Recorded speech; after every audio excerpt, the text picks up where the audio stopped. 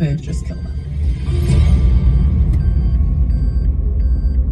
These messages had been sent months prior to the shooting, well before Jason had filed for the additional parenting time.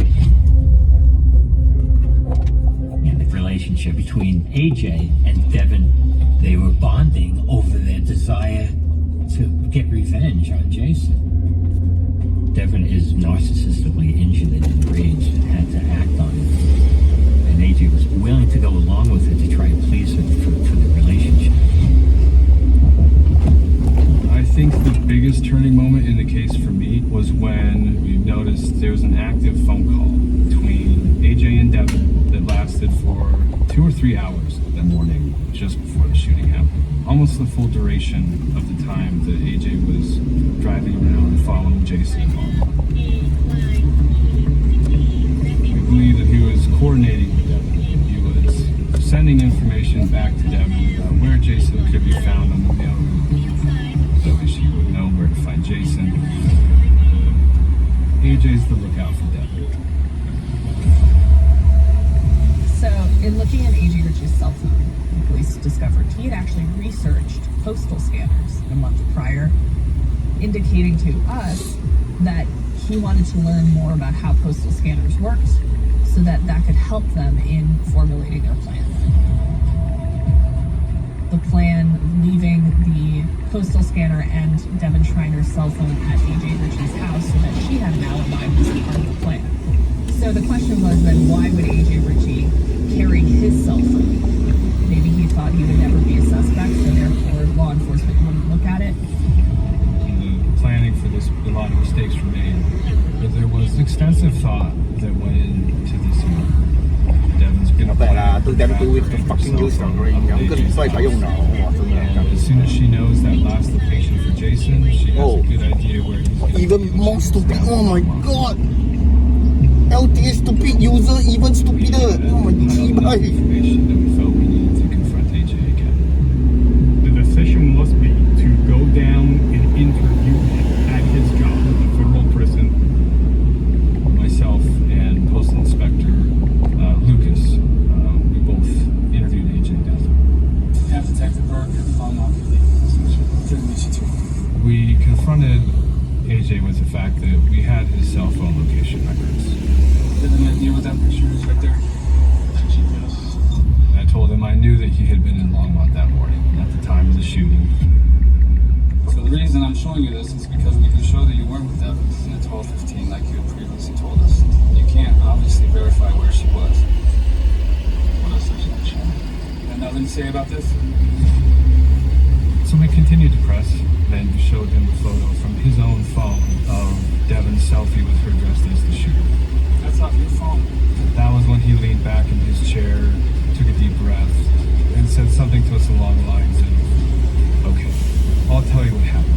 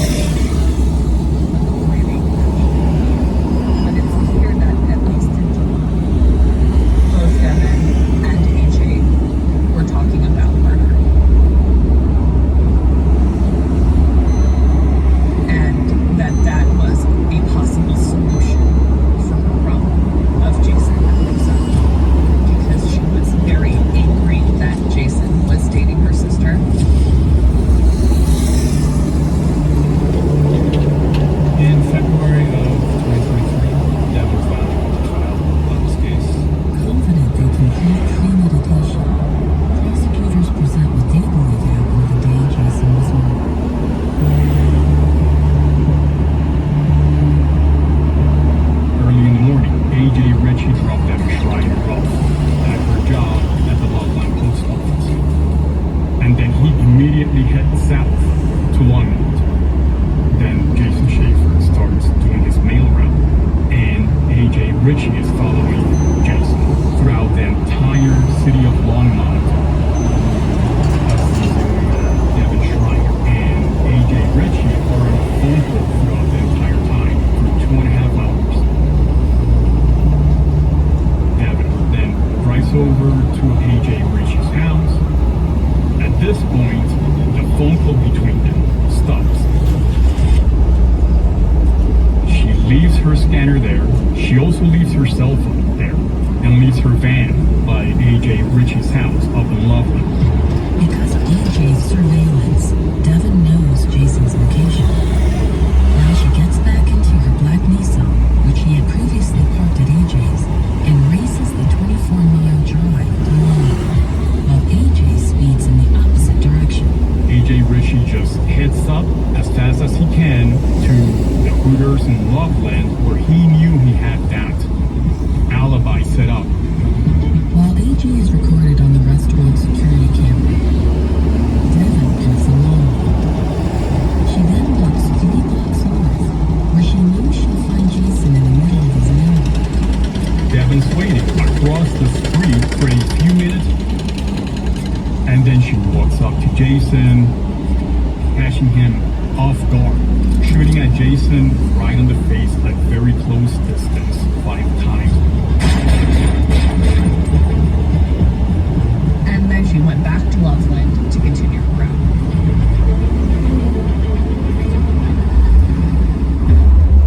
When one plans out moves in that detail, and you have a partner colluding with you, that does suggest this was driven by something else than logic, rationality.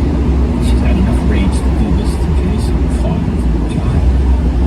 I think that decision making and judgment became non-existent because he was overwhelmed by the degree of consideration. The trial lasts 5 days, but the jury only needs 8 hours to reach a verdict. Devin Schreier was convicted of murder in the first degree, and she was sentenced to life in prison without the possibility of parole. 6 months after Devin's trial, AJ finally went to trial as well. His trial ended in the same conclusion as Devin's. Guilty of murder in the first degree, and he has since been sentenced to life in prison without parole.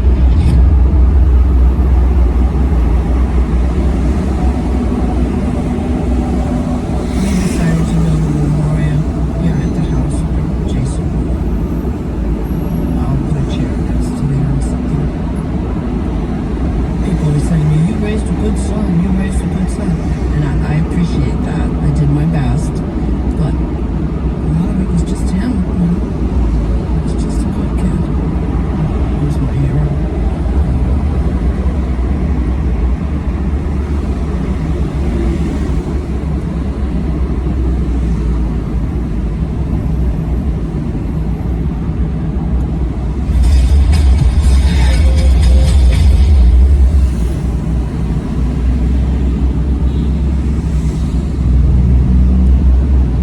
I'm somebody who has always had a really good memory, so I'm laying that night out to Lieutenant David Westbrook. It feels very welcoming, like he is believing. He said, look, this is not normal. Something is wrong here. Something has happened to her. She didn't just up and leave. Collier's grandmother came in, and it was a little strange the way she wasn't worried about Lorraine, because Collier was very frightened about what he saw and what he heard. That gave me an indication that there might truly be something wrong. In my opinion, he wasn't making anything out. The grandmother said, please don't bother me anymore. So I went home and I thought, well, I'll come back in the evening and Dr. Boyle will be home after talk again. That night I came back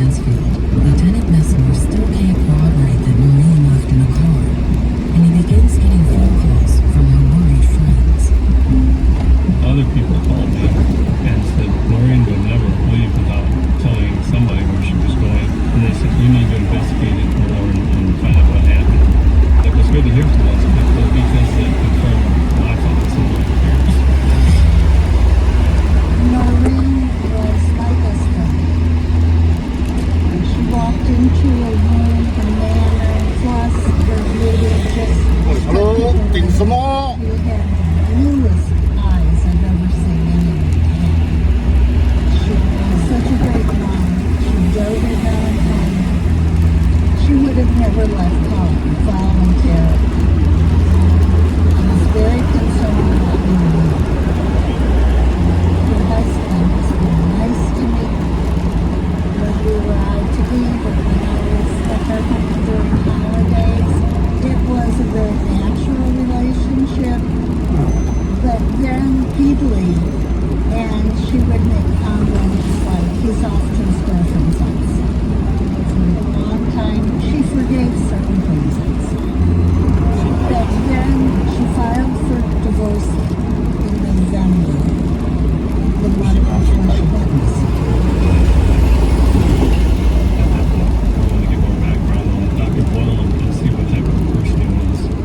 I wanted to talk to people at the hospital. They found out Dr. Boyle was an interesting character. John Boyle was a very successful physician. He's tall, he's handsome, he's got one of those perma tans, and people like him. His colleagues respect him. He was liked by a lot of people. He was a good doctor. They described him as being out with other girls constantly. Big from the hospital. Said that he spent most of his time away from patients. Very common for him to make passes at nurses and try to make dates with them. They gave me names of girls that had affairs. The one nurse said that she had an affair with Dr. Boyle. And he became so obsessive and frightening to her that she quit her job and moved to Florida. I thought, well, that's very disconcerting. Lieutenant Mesmer begins to consider the possibilities. Did Dr. Boyle get rid of his wife so he could pursue other women? Or maybe Maureen finally had enough of his cheating and walked away? I needed to get more information about Maureen Boyle, but then I got a phone call from the college principal. She said, Colin needed to talk to me again. It was good to hear from Colin because he was very astute. He knew what he was talking about and what Dr. Boyle was not talking about. It was obvious that there was something much more serious to this story. I was really scared.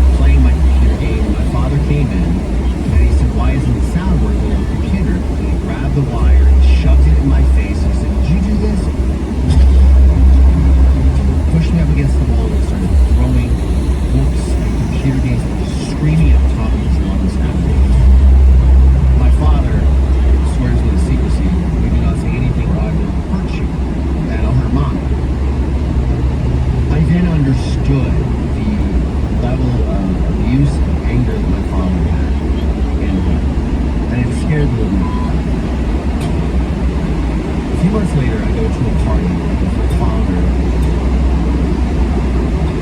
He introduced me to a woman named Sherry Clinton.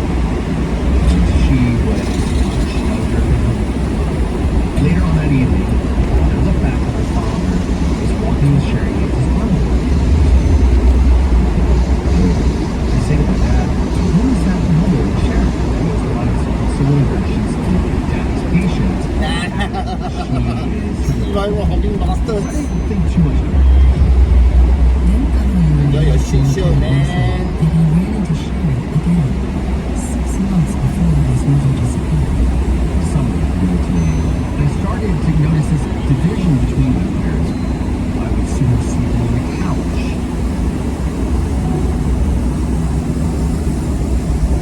And then Father's Day, 1989. I went to the office with Dad. We stopped at the tanning salon on the way back home. This woman comes out and it's Sherry. And she comes out with 2 radio controlled Again. cars. Oh my goodness gracious Happy me. Father's Day. And I look at her hand, and I notice that she has a ring on. And I'm thinking to myself, I know that because I've never seen a ring like it except for on my mother's hand. It was custom made, no one had it, and she was very proud of it. And I just say, oh, my mommy has a ring like that. And she just kind of giggles and looks at my father. I go back and I'm playing with the radio control car, and then I look up and my father is making out with Sherry. I was like, this is not kosher. Later, he says, I need you to do me a favor. Don't tell mommy about Sherry. The next morning, my father is gone. I'm overcome with guilt. And I decided to tell my mom. I said, Mommy, I think Daddy is having an affair. And I tell her about Sherry, how I met her. Then I told her about them kissing and the ring and that my father had told me to lie about it. Then she went into the house to make a phone call, and it was a very angry phone call. A few months later, my mother, she goes to file for divorce.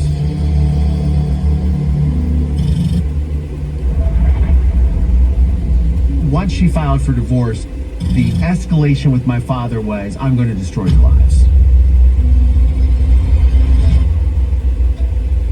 As the winter months start to begin, I started to notice a shift with my mother. She seemed afraid of my father at the end of November. She said something to me that I'll never forget. She said, Collier, I want you to know that if anything ever happens to me, your father had me killed.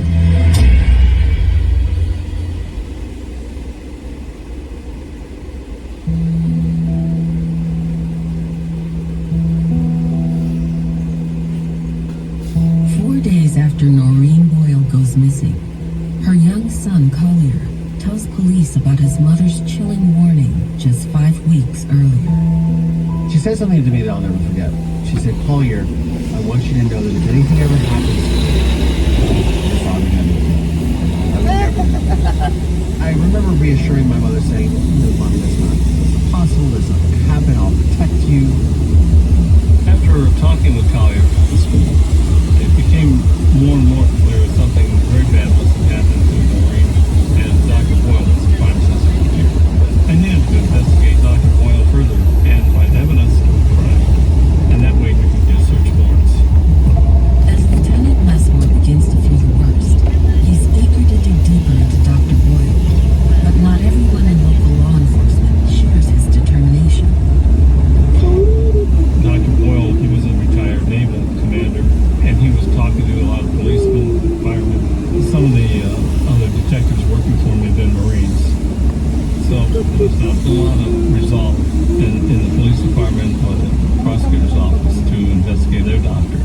The thought was that if Collier's story is not true, which they suspected it wasn't, that would embarrass the police department. I said, I believe Collier, and I need to try and find out what happened to Noreen Boyle, and I'm not going to quit. Knowing that Dr. Boyle was in Erie, Pennsylvania the day after Noreen disappeared, Messmore begins by contacting Erie police. One investigator is assigned to work with me. The detective discovered he bought a house in November 1989. The detectives up there interviewed the real estate agent and the real estate agent said that the doctor wanted to be in by January 1st, 1990. And the realtor told them, you know, it's kind of strange. He wanted to know what kind of soil the house was built on. Dr. Boyle wanted to know what's under the basement floor. He said, well, I'd like to think about lowering the floor so my son and I can play basketball down there. I mean, the realtor, she said she'd never heard anything like that before. And Collier said his father never played basketball with him. The real estate agent said when Dr. Boyle signed the agreement to buy the house, the document was co-signed by his wife. She signed as Ann Sherry Boyle.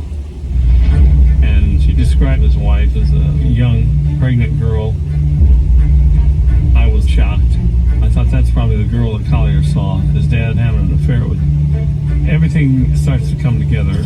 Dr. Boyle bought a house in November 1989. He wanted to be in by January 1st. 1990, it had to be coordination between his demanding to be in that house and his wife missing. It just is too coincidental.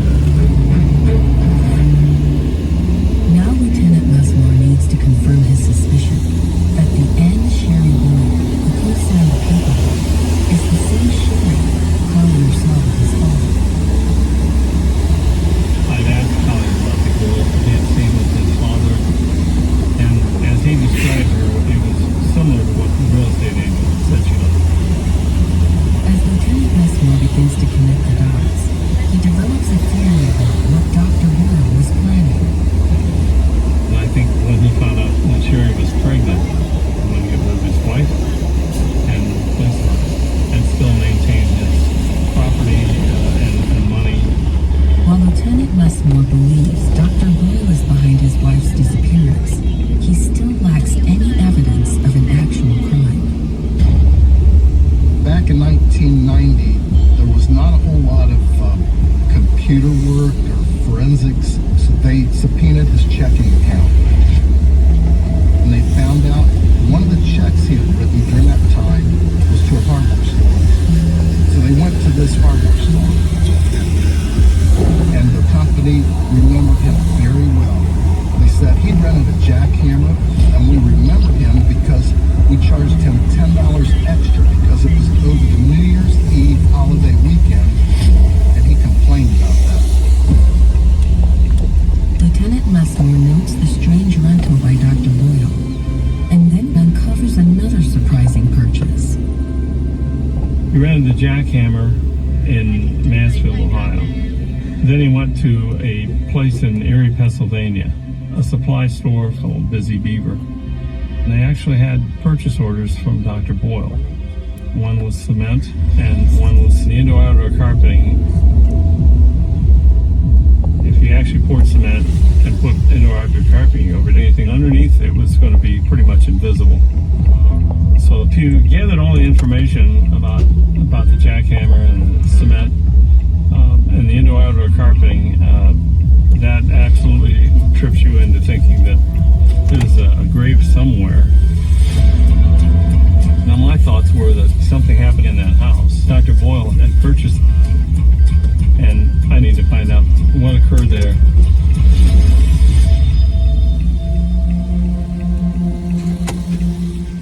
It's halfway through January 1990, and my mother had been missing for 15, 16 days. Father seemed to be more and more under duress.